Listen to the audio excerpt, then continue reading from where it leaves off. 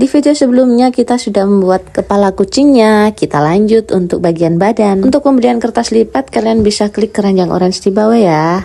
Jadi selanjutnya kita lipat bagian tengah badannya, kemudian kita lipat ke arah bawah, kanan dan kiri, dan kita buka, kita lipat sesuai dengan tanda lipatnya, dan kita lipat ke atas. Ini untuk ekornya. Kemudian di bagian depan kita tinggal melipat ke samping kanan dan kiri untuk bagian kaki depan, dan tada, ini dia kucing kita sudah jadi.